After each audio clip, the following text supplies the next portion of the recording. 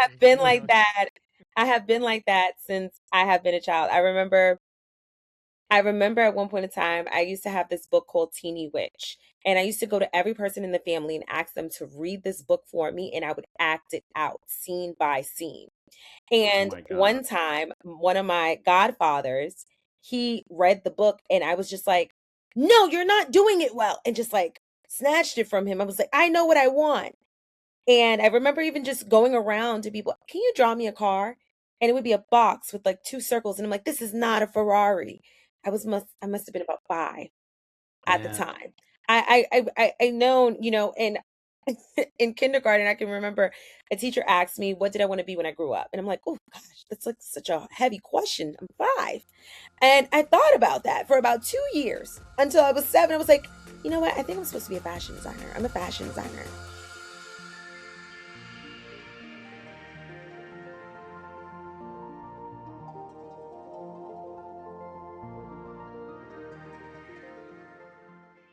Wait, are we going? Wow. Okay, guys. Hip replacement 65. It's appropriate that we're on the retirement age episode because I've forgotten how to do anything. Kyle, You did just have a birthday. You had a I happy did. belated birthday for anybody listening. Ben just had a Thank you. big birthday, so here we are, Well, I getting was closer to not retirement. not a big one. I was 17 for the third time, as I joke. It was Hey. yeah, and it was not 65, but I am approaching retirement age rapidly.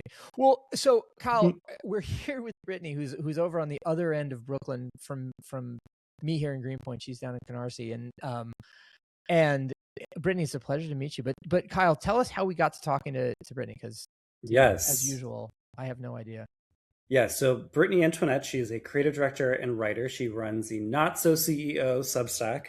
Have been a fan, or sort of like, I believe the way that I found you, Brittany, or that like our world sort of like overlapped was, as increasingly it happens, was LinkedIn. Because I think you had reshared something from Kaya Nova, who is a former colleague of mine, and she's also been on the show. And I was like, oh, who is this person? And then I was like, oh, this person looks very cool, et cetera, et cetera. And then I like love what you were doing. And then here we are. Thank you, LinkedIn. Gosh.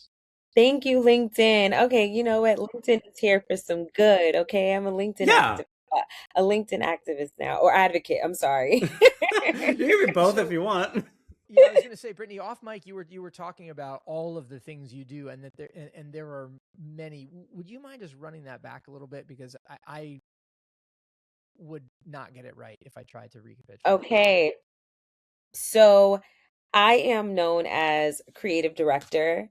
I have been a creative director for the past 10 years at my own agency called The Idea Girl that I founded when I was about maybe 25, 26 years old, Okay. maybe. And at the time, I was just like, I'm good at all these different things. And people always come to me to ask them to help bring these ideas to life. You know what? I'm going to call myself The Idea Girl. And ever since then, it's pretty much been an extension of me that somehow alchemized into a design studio where we led brand campaigns, more so launches for women owned startups within beauty and wellness. And I just took my passion for my interests, which are things like beauty, fashion, and wellness, and being able to integrate that and help people translate what they're trying to say through brand messaging and through visuals and through strategy in order to ensure that they're able to not only connect and find their audiences, but to also deepen that bond between them. So I find that I'm able to do that in a multitude of ways. Really and truly, I just took what I was good at since I was a kid and I just repeated it. I've been a creative director my whole life. It My whole feels life. it it feels like that's an increasingly modern condition. You were joking Hmm. off mic about being fun employed, and I was saying it didn't sound like that at all. But not that it didn't sound fun, but it didn't sound like there was any unemployment involved. It sounded like there's a lot of employment. I wonder. I mean, as we collectively look around and you see the kind of the changing nature of work, the extent to which people are able to pick their own paths or define their own lanes strikes me as a huge kind of modern opportunity. But I think the what it is often met with is this sense of like, oh, that's not real, or oh, that's people sort of like hustling or scraping by. And I don't have that sense. I wonder where you land on that spectrum. Yeah, well, You do. yeah, well, I've had about maybe 13, 14 jobs my whole life. Um, Okay. I've moved on from places, got what I got out of it, if it was meant for me to get something out of it, and kept it pushing. So I've always known growing up that I was meant to do certain things, especially when it came to leading. Like I was joking around saying, I was dead serious when I said that. Am I allowed to curse or no? Yeah, go ahead. Okay, Not I'm anything. dead ass, dead ass. Right. That's very New York of me. That's not even a curse, but okay. Have been You like know. that. I have been like that since I have been a child. I remember at one point in time, I used to have this book called Teeny Witch. And I used to go to every person in the family and ask them to read this book for me, and I would act it out scene by scene. Oh And my God. one time, one of my godfathers, he read the book, and I was just like, no, you're not doing it well. And just like snatched it from him. I was like, I know what I want. And I remember even just going around to people, can you draw me a car? And it would be a box with like two circles. And I'm like, this is not a Ferrari. I must have been about 5 at the Man. time. I known, and in kindergarten, I can remember a teacher asked me, what did I want to be when I grew up? And I'm like, oh gosh, that's like such a heavy question. I'm 5. And I thought about that for about 2 years until I was 7. I was like, you know what? I think I'm supposed to be a fashion designer. I'm a fashion designer. And then Yeah. I kind of like followed that in through high school, majored in fashion design. But to get by, I was okay. They don't have this anymore in New York City, but I was a part of what's known as like the Gifted and Talented program, which actually Yeah. just made the news recently. I don't know if you guys seen Stuyvesant High School only admitted about 3 Black children. Not about exactly 3 Black students into the Exactly freshman 3. into a freshman class of 777 students. I mean, it's What? wild. Yeah. 777 students and only 3 of them were Black. That is This crazy. this is it's in New York, and in New York City, where the population of Black people is certainly over the national index of 13-14%. It's got to be, I mean, I would venture to guess it's 20% or something to that effect, if you don't even count like Afro-Latino and other populations. It's a pretty stark and kind of shocking statistic. It's a very shocking and contrasting statistic considering just the amount of Black people that occupy the different communities all over Brooklyn. I mean, Absolutely. I am Absolutely. in Canarsie. When you think about East Flatbush, Bushwick, Bed-Stuy, but we are witnessing the slow erasure because it's unaffordable at this point when it comes to living here. I'm really grateful to be able to be from here, to be able to have family members that own here. It's a really Yeah. big thing. And just growing up, when you consider the school district and whatnot, I went to a school that was a gifted and talented school, and I grew up with the same kids from like ages, I want to say 7, all the way up until I went to high school. Even though I didn't go into the specialized high schools, but the whole goal by the time you got to 5th grade in my class was to go to different schools that were like specialized junior high schools. So there was like Yep. Cuddy, Sure. Mark Twain, Bay Academy, Lenox Academy, and Philippa Schuyler. Then from there, when you went to one of those schools, you take the specialized high school standardized test, but you also took the gifted. So that's LaGuardia, that's Stuyvesant, that's Right. Brooklyn Tech, high school, I think it's called. And then that's Yep. Bronx Science. And then I think maybe Goldsman, if I'm not mistaken. So There's another, there's those a school out on Staten Island that does it as well now too. But in any case, sorry, please go ahead. No, so no, you're fine. So basically that those programs gave Black children and children of color opportunities to be exposed to completely different worlds. And the learning pace that we learned at for adults was insane. Like I was having adults about what was going on in across the globe, and my teacher one time was just like, there's no way that you know this. So it was an opportunity for really gifted kids to really just like English, reading, writing, like, they put all of us in, I don't know if it was an experiment now that you look at it, but we were No. able to, it gave Black children an opportunity to be in more enriched environments and to have to be able to have the knowledge and support and the access to that knowledge that they wouldn't ordinarily have if they were just, I guess, in regular classes, I guess, as the way to say that. But it wasn't like we were just special aliens or anything like that. It was more so for the kids that learned at this level. They created accelerated programs for us. And it was, my mother was in those programs. My aunt was in those programs. I was in that program. It was something that happened, and you were afforded the opportunity to go to the specialized high school where the access to a whole different world is available at your fingertips rather than you being a statistic of your neighborhood and the things that go on there. It really gave children a chance and a way out by being exposed to different environments, by exposing them to this knowledge, to really teach them to develop confidence about themselves. And to only hear that only 3 people got admitted is insane. But within that, So I'm glad that crazy. we spoke about that and we touched on that. I, at least for myself, got exposed to, you know, I never really, I was encouraged to explore my creativity, I would say, but it was there when I realized, okay, you know what? This is boring. I can't do this. I need something else. And then one day I was just like, I heard of what it's like, you need to draw your own Barbie clothes. And I was like, you know what? I'm not waiting till Christmas. I'm going to draw it myself. And that's exactly what I did. So I kind of just took all the things that I grew up in, learning in that environment. I was great at writing. So I took that and I'm writing now.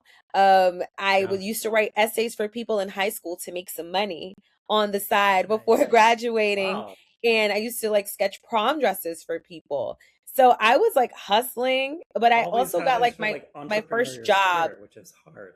I got my first job at American Apparel. If you guys remember American I Apparel. worked at American I Apparel too. is that a New York a rite of passage like to become I granted I did it in LA, but that was like my first like right when I got out of college and moved to LA. Like that was a job I got before I ended up landing a job in Hollywood. Amazing, Yes, amazing. I I worked never worked on American a Apparel. I just went on there an a lot. American Apparel on Hollywood Boulevard. Oh It my doesn't exist anymore, goodness. but like it was a scene. It was a whole fucking thing. Anyway, so I It was get it. such We've an been in those interesting trenches. company. Well, Yeah. okay, so it's this is I mean this is such a fascinating thing. It kind of gets to our one of our first topics today, but it is the whole notion of how we guard opportunity in childhood, how we make the sort of availability of childhood rituals available to everybody equally, and then also like how extended adolescence has allowed people to, you know, take childhood with them to maybe a slightly unhealthiest level. If you think about this new Play-Doh thing where Play-Doh is Oh my trying God. to launch flower making kits for adults. I don't know, Kyle. Are you going to be making any Play-Doh flowers? No, I'm not going to be making any flowers. Any Play-Doh flower. Granted, it's like it is kind of cool and cute. Like I was like, this is fun, but it's also like, well, clay exists. Like it's like there are ways to do this maybe as an adult and as an actual creative thing where you don't need maybe this literal product where you just like shove in the Play-Doh and then like push like it does all the work for you. Like it's sort of like outsources creativity in your own house, which seems like a really strange thing to do. But hey, it is something, is what it is. But it also seems, clearly it's a product of kidification. We know that. We're like in well over a decade of kids things for millennials, but also it really, I'm surprised it took this long, number one. Number two, it very clearly is in dialogue with, I have a Lego flower right here. Like it's in response to that, which like, I'm I have surprised mine it in my took that corner. long. You're a part of the I Yeah. have mine in problem. my corner, literally the Yeah. same one. I have like I was thinking about Legos, not to Uh, interrupt you, Kyle, but I was thinking all about good. Legos the entire time when I was like, oh well, this is kind of like Legos. And my aunt, she she has shelves of Of the Lego flowers? build Of of Lego. builds, Oh wow, so it's like entire. committed. So it's committed. And it's just thinking about the Play-Doh and just to your point, like what took them so long, but I think it's also an opportunity to take adults. I mean, I feel like I was parentified as a child, right? I feel like Right. millennial kids, we went through it, Fair. right? We witnessed a lot of stuff. And I feel like this is just really helping us get back to play and That's a fair curiosity point. more than anything. And when I do like a Lego build, for example, right? It just takes a certain level of focus and intentionality That's true. versus when you're just a kid and you're just playing with things, you find out what you're good at through trying versus when you're actually doing a build and whatnot, it does connect you to that, I guess, that dopamine hit of this is how something looks on the box. This is all the pieces here, and then building it out. And I think that act of starting from nothing to something is what helps trigger that sense of like Absolutely. imagination as a kid, which is why I actually like the Yeah. kiddification of these things because if give me an easy bake oven, I would snap because when I was a kid, I was playing around. Now I know what I'm Right. doing.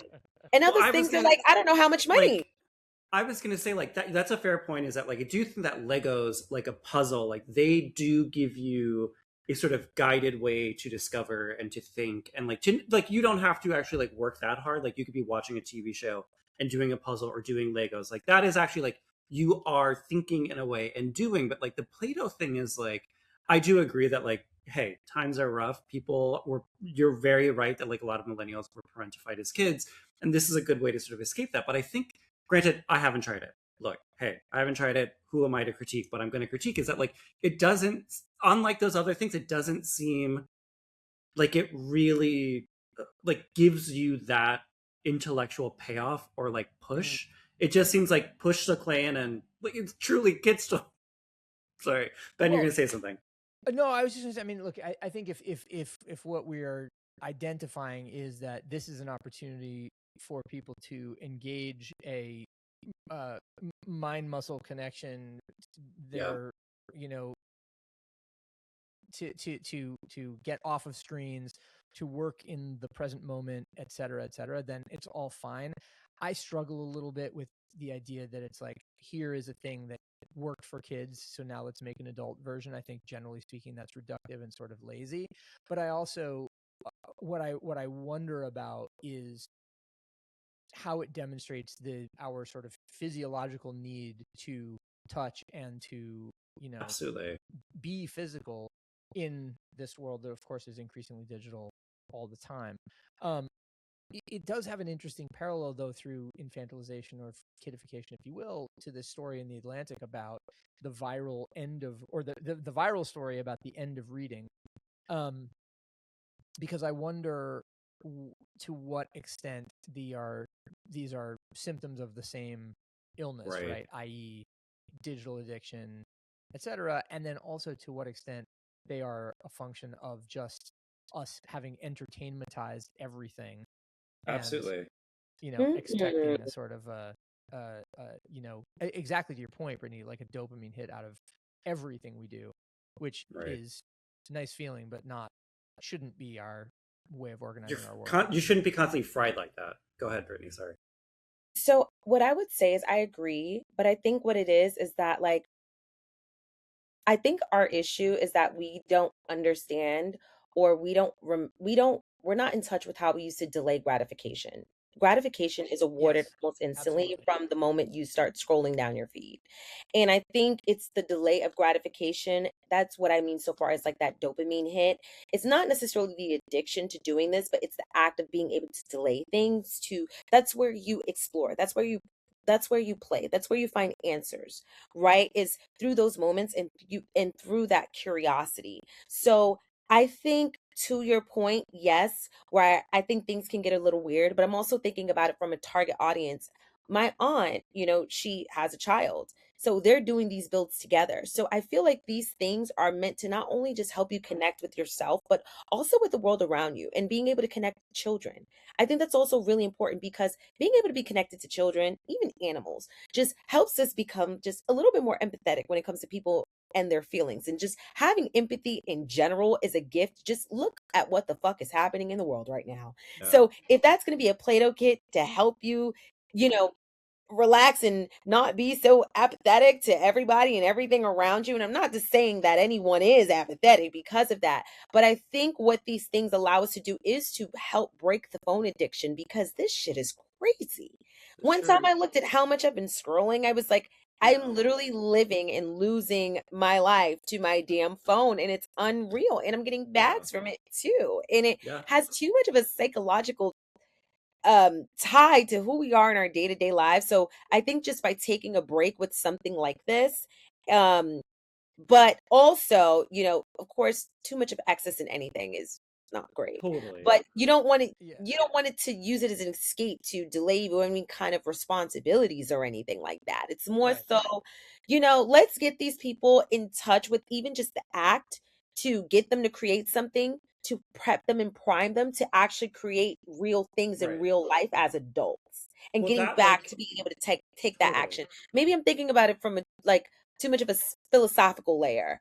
No, But but I'm just also you're thinking right. psychologically to your point and neurologically too, right? Mhm. What these things do for us, where it's rewiring that sense of urgency as to where you can delay that gratification rather than feeling like, oh, let me scroll down. It's impairing our psychological and our neurological function, even comparing it to and connecting it exactly to the literacy crisis, right? Yeah. It's to the point where people can't even gather information in an article and read like in a magazine, and you need to just spit it within a 2-minute script, a 90-second script that can fit on your social media out in your feed so that way you can even reach new people in the algorithm. So our attention spans are getting shorter, right? Yeah. And I think beginning to do more crafts that help you delay gratification, like for example, looking at a piece of paper and taking a sketch into a finished product.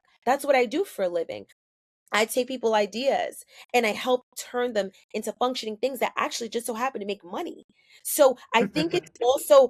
it's also helping you exercise that muscle in your brain, right? Of being able to do things over and over and over again. And when are we able to get back to that mindset without thinking about our bills, without thinking about everything that we have going on? The average human being has over 71,000 thoughts a day. So I think it's important to Yeah, tie that's it wild. That's a light day. That's a all. light day. That's a light day. Exactly. Yeah. So I think these things actually are helpful. And I think it's funny because we just started talking about children and I started talking about school, and that's how everything happened. Like, that's how I found out I was good at drawing and that I was good at illustrating, that I was good at creative directing. And then you work on those skills as adults. I don't really, I just see us, what's the saying? Once a man, twice a child. We're literally just adults or children in adult bodies. And that's how I see it. I mean, that, like, so the thing about the reading of it all, like, I think to your point exactly about the dopamine and having 71,000 thoughts, which is crazy to think about. Now I'm like, I'm not going to count it because I would lose count, obviously. But Right. like, I think with a lot of these things, like to the point of the flowers and like that being maybe a very fair point, like a gateway to doing more longer, more nourishing things, is like, I do think, yes, there is quote unquote a literacy crisis, and there is a lack of, what you said in the article too, not being able to paraphrase, not being able to sort of like retain information, which is a problem. But the flip side of that is like, I do, am I willing to go to bat for this? I don't know, but like, I do think that more people are reading than ever because reading is so embedded into our life, like be it a caption, be it an ad, which I don't love, but like, Mm, I think there is a lot more reading happening, but I do think it's like micro reading. It's not deep reading. It's very surface level reading. It's reading that doesn't, like, to the point of the flowers, like it doesn't actually take you deeper and make you think. And it also trains you to be like, well, I only read for 30 seconds. And then when you right. go to read a book, it's fucking impossible. And so it's like, then it's, yeah. Even The fashion triumph of smart. magazines. The Even Yeah. the fashion triumph of magazines.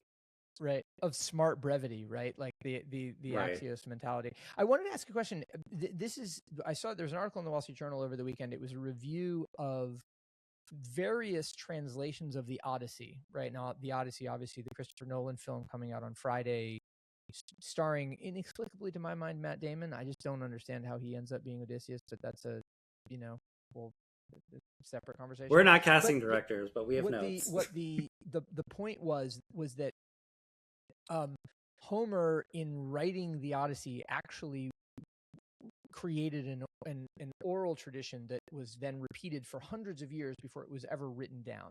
And so what we are in fact reading is this retelling, and therefore the translation matters a lot. And so this article reviewed a bunch of different tellings, and it advocated for a few different ways to listen to the Odyssey read by different people, like Ian McKellen, for instance, that bring different gravity or different emphasis to the story. And I thought that was kind of fascinating. I wonder, is the end of literacy about not digesting things on the printed page, but actually just digesting in different ways, like either in bullet point form, smart brevity style, IG captions, or through explainer videos with text on screen, or through audiobooks. And I wonder, what's your current favorite? I'm old, and so I still like books on page, but I wonder if either of the two of you have a difference of opinion on that. I would definitely say, pretty much to my point that I was saying earlier, it's delaying that gratification. It's being able to finish something. There's a multi-sensory experience that happens when you're able to pull out a book and feel the pages and That's right. smell the pages and hear the pages turn, that allow you to just sit there in the moment rather than you just scrolling from idea to idea to idea. I personally like to write I personally like to read fiction a lot more now than I did as an adult, because as I became an adult, everything was self-help books. How to make more Right. money, how to have better Interesting. relationships, how to be a better person. Versus when I was a child, I read a lot of fiction because of school, because they helped you learn how to Right. critically think. So I think it's less about being able to read things for the brevity of it all. I think it's more so about to spark conversation, for you to spark and ask yourself questions, for you to be able Yeah. to understand characters, for you to be able to understand the archetypes, to identify patterns, to develop sympathy. And not only that, it helps you imagine and recreate your own world. By me reading fiction, it allowed me to focus a lot less on who do I want to become rather than who I am right now.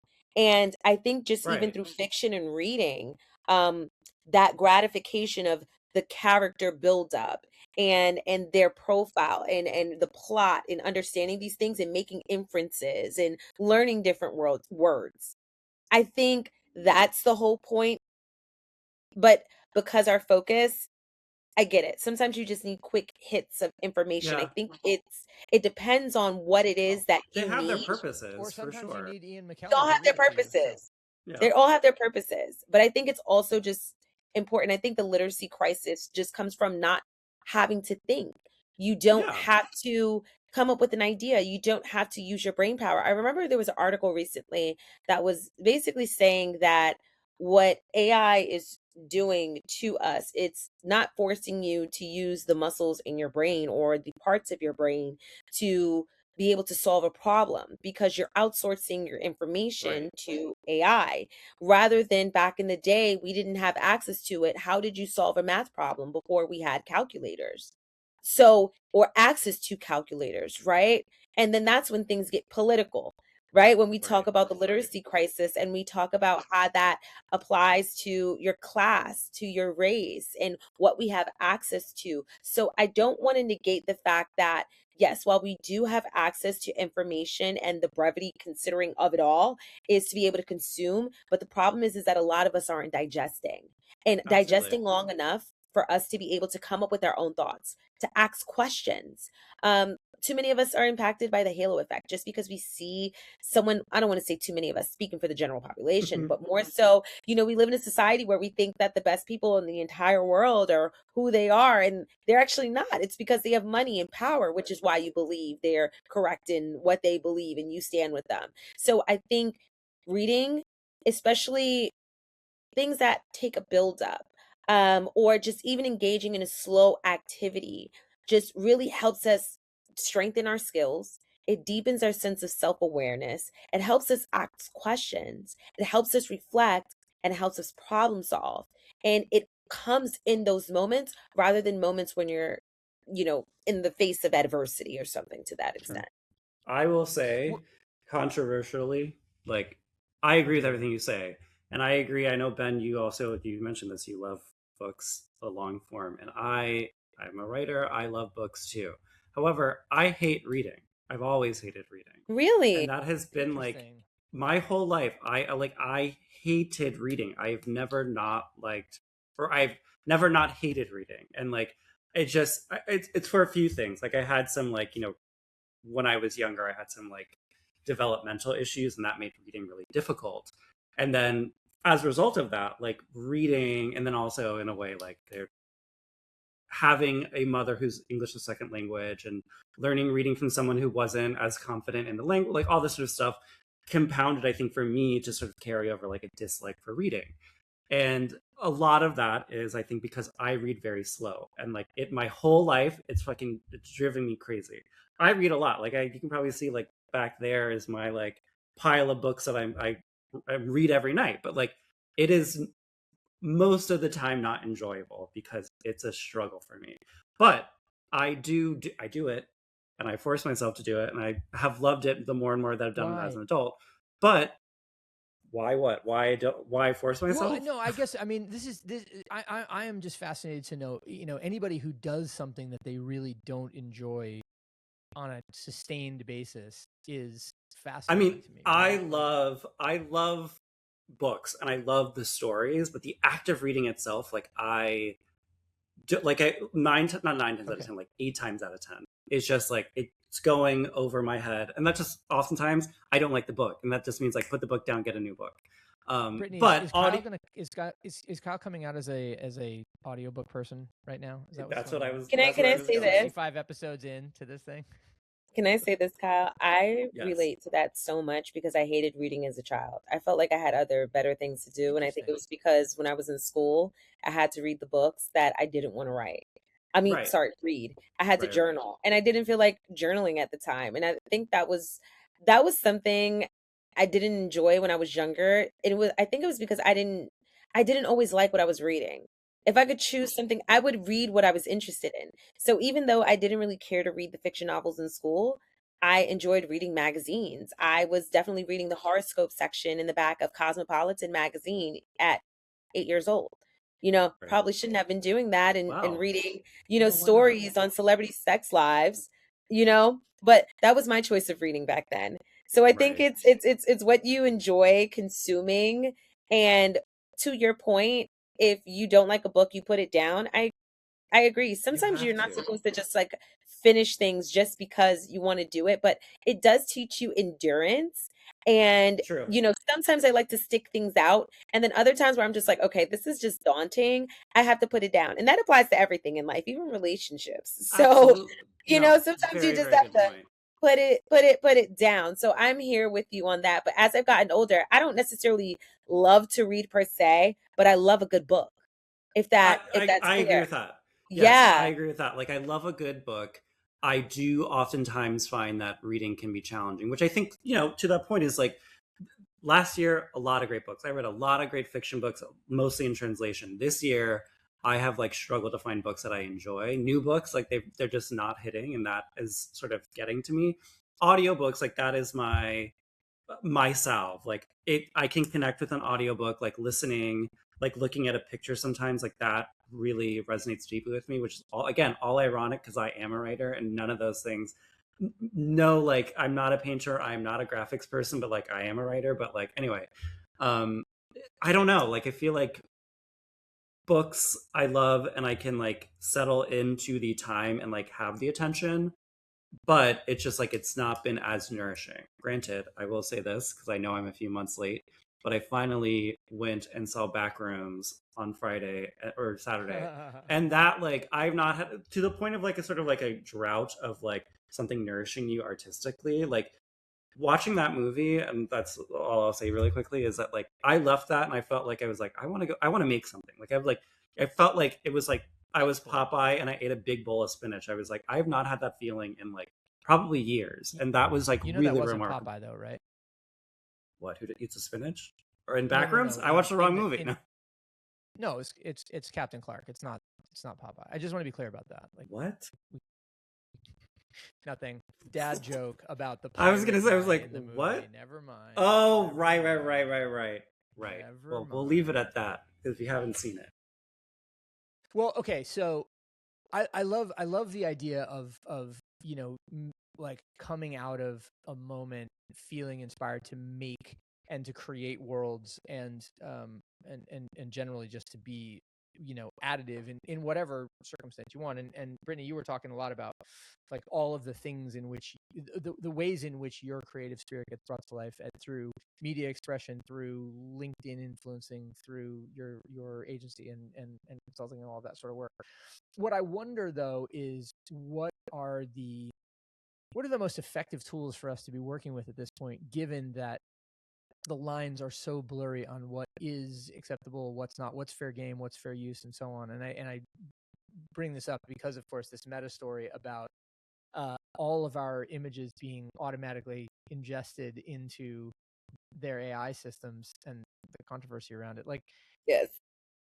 Yeah. Any thoughts, please? Any reactions? It's kind of scary. Knowing that Just a little bit, someone yeah. can literally use me and write me into their own story at any given time without my consent is very scary. I Yes. didn't know that we would be living in these times, but I guess Black Mirror tried to tell us. Yeah, Right. Yeah. If I may, I just don't I don't think I don't think it's surprising that it has happened. I Right. think what is surprising is the total lack of, and I shouldn't say moral judgment because of course what is morality but subjective, but it's just like the fact that like people act on things because they can as much as they do, especially from positions of power, it makes me a little it gives me pause, just because I don't think it makes any sense in the long term. Well, also, It's like, short-term thinking. true. I mean, I feel like Zuckerberg is on like an undefeated run of just being like the worst person this year, if not in our lifetime.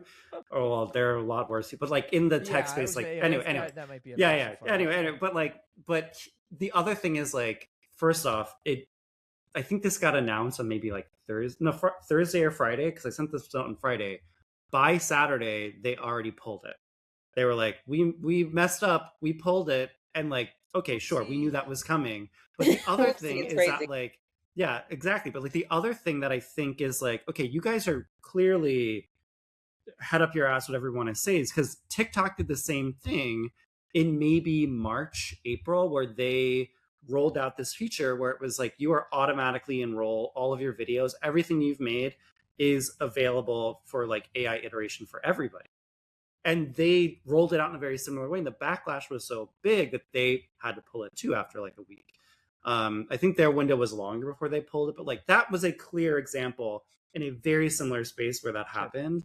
And for them, for Meta just to repeat this is like, guys, like what, like this was a test you could have easily passed. It's dystopian. It really, it truly is. Totally. But I think it's just it's not having permission to do that at all. It's just the lack of ethics here. I think that's what it really is.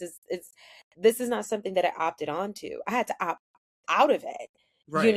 and that was, I think, the part of them pulling it back.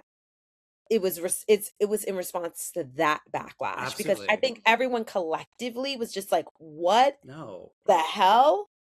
Collectively, I was just so shocked that I had to turn these settings off. Right. Like, it wasn't even an option.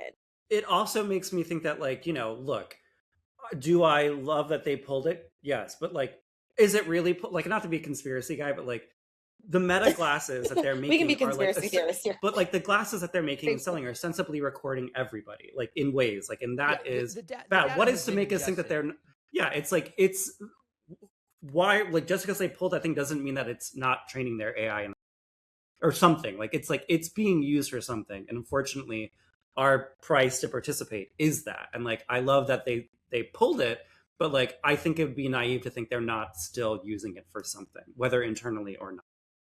Yeah, I wish I didn't agree with you, but I do. The interesting thing, I guess, then, Brittany, right, for somebody who is defining her own space as an author, publisher, voice of influence, do you do you go forward with the thought that I just have to take these things in for granted, or do you sort of try to apply the mindset of, I want to ring fence my output so that I can solely control its distribution. And I ask rhetorically because I don't know if there's an answer to this, and I also don't know what my answer to that question would be either. Mm-hmm. I think anyone, just any human being, would want to be in control of their output. For one, Yeah. I think it's more so about how it's received. I think it's two things, and I just literally wrote about this. It's we care about two things sometimes: is how we're received and how we're perceived, right? So perception, Interesting. perception is something that's subjective. And whether I put something out that's a piece that resonates with me and I think it's the best thing in the world, it might suck to someone else. But I think the difference between that and people being able to remix your content and being able to have access to it in a way that they wouldn't have normally been able to get. Think about it 20 years ago. You had to read a freak book to know my thoughts. Now, all you need to do is just go on social media and scroll on Instagram or scroll on threads to be able to get access to me. We didn't always have this much access to human beings, nor did the internet have so much access to us. So I think when it comes to privacy and just protecting yourself, I think there are measures that you can take to prevent that from happening, but it's also about you having to pay to play. So you have to also think about what you're willing to give up and what the cost of that, what's the marginal cost and what's the marginal benefit of me being in this space right now. So I try to focus more so on the impact that I'm trying to drive, and I have to figure out which platforms are best for me in order for me to get that message to the people that I need to get that message. What is that like? So for me, I write really long essays because to me, I've been in the school system my whole life. My father's in the school system. I was in the school system. My grandmother was a teacher. So I was somebody who naturally has that gift of teaching. So just because people need information in 90 seconds in order for them to get the point doesn't mean that I always have to contort myself to fit that Yeah. one specific content form. There's going to be something for everybody. And I would rather knowing that someone is for me based on what my output is and what I'm able to give in terms of value rather than attracting people just for numbers or just for Yeah. money or anything. I feel like every artist or every creative gets to that point because I think, at least for myself, I will say that art and books, all of these things, literature, they're all made to make you think.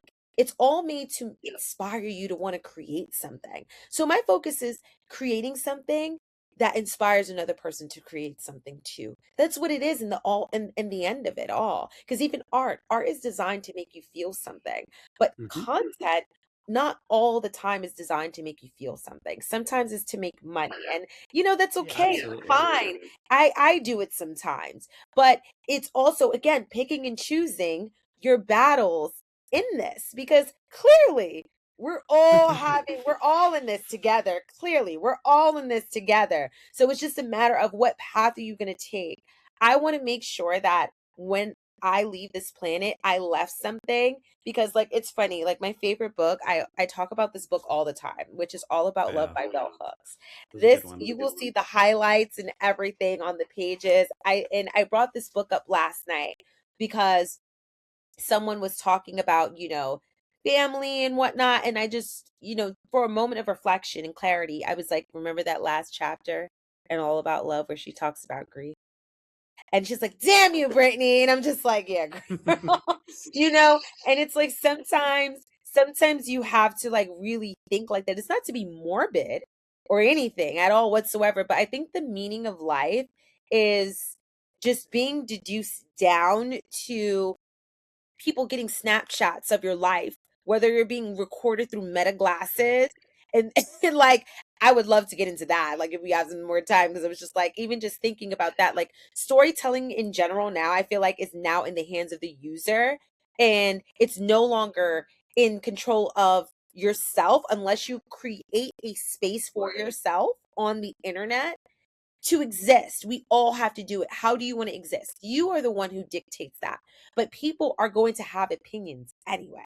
So it doesn't Totally. even really matter when you think about it. But all of these AI is AI just the literacy crisis, all of these things connect back to not wanting to critically think.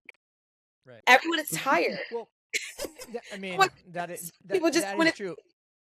Well, so Brittany, I mean, obviously we can talk about this forever, and we should have you back to come to continue conversations. But for now, we've got to call this particular episode to the close. Before we go though, where do people find you so that they can follow up the conversation and continue to look after your works? Okay, well, I would say I'm mostly active on Instagram, also Substack. So my Instagram is She's That Brit, pretty much on all platforms. She's That Brit on Nice. TikTok, on LinkedIn. I'm not really on LinkedIn as much as I used to be, but you can find me on LinkedIn by my name, Brittany Antoinette, in case you want to connect, shoot me a message. And my Substack is called From a Not So CEO. But you can also find me at by She's That Brit on Substack. I got to get my handle. I don't know what's going on. In time, I have we'll it, figure but it out. I don't know what's going on. But I need Yeah. to fix that. But yeah, you can find me on my little corner of the internet. Nice. All right. Well, listen, our guest has been Brittany Antoinette, and we will be back with another episode of Hip Replacement next week with special guests, and we'll have Brittany back in the future as well, too. In the meantime, thank you, everybody, for tuning in. Kyle, thanks for being here, as always. Likewise. And, happy belated. Thanks again. And we'll look forward to catching you next time on Hip Replacement. Bye, guys. Bye, y'all.